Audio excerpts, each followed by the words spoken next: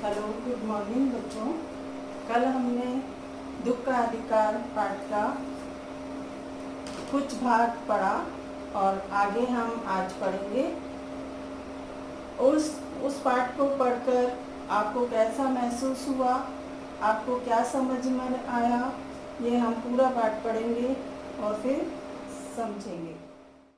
आगे हम पढ़ेंगे कि पास पड़ोस की दुकानों से पूछने पर लेखक को पता लगा कि उसका 23 बरस का जवान लड़का था।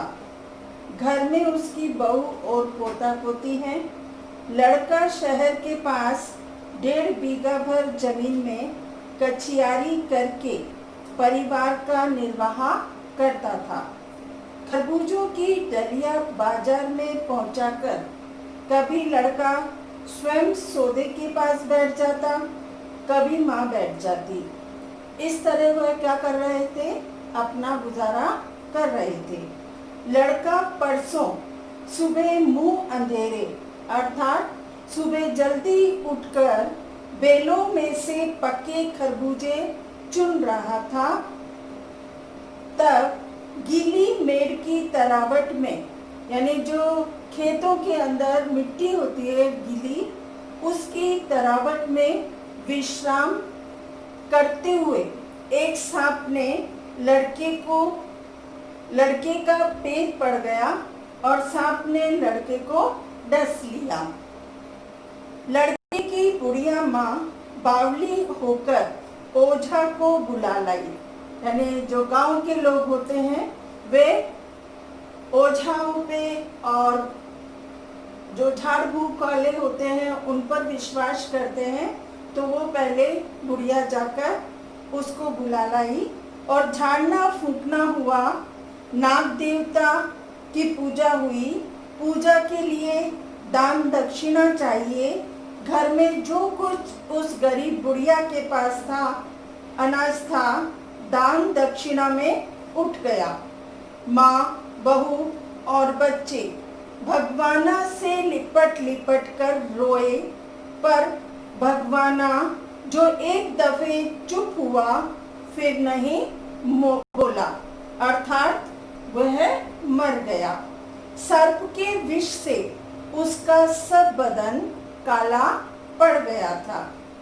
जिंदा आदमी नंगा भी रह सकता है, परंतु मुर्दे को नंगा कैसे विदा किया जाए, अर्थात उसके लिए कफन की जरूरत तो पड़ती है।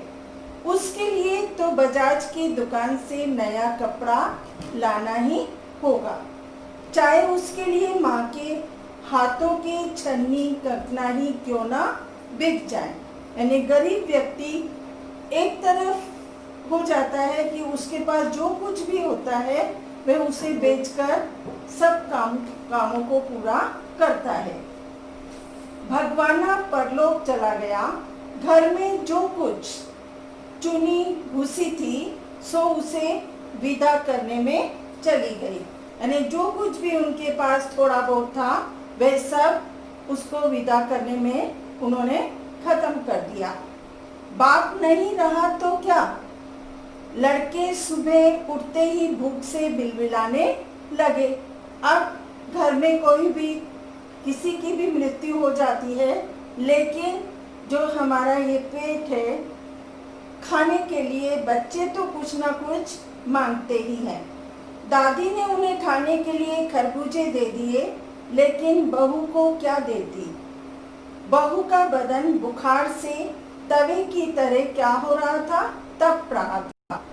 अब बेटे के बिना बुढ़िया को दुवन्नी चवन्नी भी कौन उधार देता। यानी उसको कोई उधार देने के लिए भी तैयार नहीं था, क्योंकि उनके घर में जो कमाने वाला व्यक्ति था उसकी मृत्यु हो चुकी थी। तो सभी को यही लग रहा था कि वो अगर उनको उधार दे भी देंगे तो वो चुकाएंगे कैसे। बुढ़िया रोते रोते और आंखें पोंछते पोंछते भगवाना के बटोरे हुए खरबूजे डलिया में समेटकर बाजार की ओर चली और चारा भी क्या था, यानी उनके पास और कोई चारा नहीं था। बुढ़िया खरबूजे बेचने का साहस करके आई थी, परंतु सिर पर चादर लपेटे, यानी वह खरबूजे बेचने के लिए तो आ गई, लेकिन उसका जो मन था वह बहुत दुखी हो रहा था। तो वह सिर पर चादर लपेटे, सिर को घुटनों पर टिकाए हुए फफक फफक कर रो रही थी। कल जिसका बेटा चल बसा, आज वह बाजार में सौदा बेचने चली है। हाय वे पत्थर दिल। यहाँ पर उस स्त्री को पत्थर दिल के समान बताया गया है। तब लेखक को उस पुत्र वियोगिनी के दुख का अंदाजा लगाने के लिए पिछले साल अपने पड़ोस में पुत्र की मृत्यु से दुखी माता की बात सोचने लगा। वे सम्भ्रात महिला पुत्र की मृत्यु के बाद 2.5 मास तक पलंग से उठ न सकी थी। उन्हें 15-15 मिनट बाद पुत्र वियोग से मूर्छा आ जाती थी और मूर्छा न आने की अवस्था में आंखों से आंसू न रुक सकते थे। 2 डॉक्टर हरदम सिरहाने बैठे रहते थे। हरदम सिर पर बर्फ रखी जाती थी। 2 डॉक्टर हरदम सिरहाने बैठे रहते थे। हरदम सिर पर बर्फ रखी जाती थी। शहर के लोगों के मन उस पुत्र शोक से द्रवित हो उठे थे। जब मन को सूझ का रास्ता नहीं मिलता तो बेचैनी से कदम तेज हो जाते हैं। उसी हालत में नाक ऊपर उठाए राह चलतों से ठोकर खाता मैं अर्थात लेखक चला जा रहा था और सोच रहा था कि शोक करने, गम मनाने के लिए भी सहूलियत चाहिए और दुखी होने का भी एक अधिकार होता है। अर्थात जो गरीब व्यक्ति होते हैं उनको न तो शोक मनाने का अधिकार है और न दुखी होने का अधिकार है। यानी उनके पास, क्योंकि उनके पास पैसा न होने के कारण वे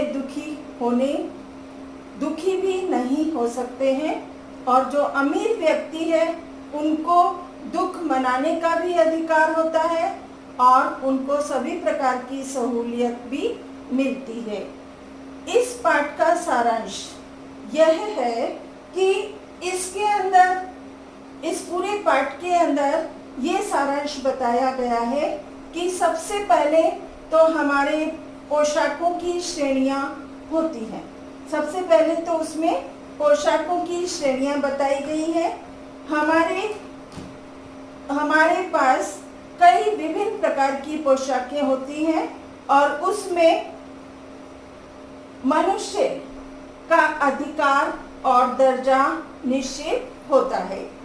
दूसरा है, उसमें गरीब व्यक्ति के लिए लोग काफी टिप्पणियां करते हैं।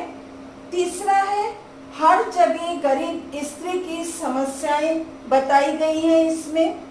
और चौथा सारांश का टॉपिक इसमें होगा कि अमीर स्त्री का दुख सब तरह से बताया गया है कि वो अमीर स्त्री जो है वो दुख की सहूलियत भी है उसे सब बात की, और उसको अधिकार भी प्राप्त है। वह काफी समय तक अपने दुख को प्रकट करती रहती है। तो ये हमारा पाठ था और इसके क्वेश्चन आंसर मैं आपको कल नोट कराऊंगी। आप एक नोटबुक बनाएंगे, उसके अंदर स्पर्श का एक रजिस्टर बनेगा। उसमें स्पर्श का जो रजिस्टर बनेगा वह है, उसके अंदर 2 पार्ट करेंगे आप लोग। एक मोटा रजिस्टर बनाएंगे, उसके 2 पार्ट करेंगे। पहला गद्य का होगा और दूसरा पद्य का होगा। तो ये अभी जो मैं आपको कल क्वेश्चन आंसर कराऊंगी उसको आप नोट करेंगे और जो कुछ भी आपको समझ में नहीं आता है आप मेरे को कॉल करके पूछ सकते हैं।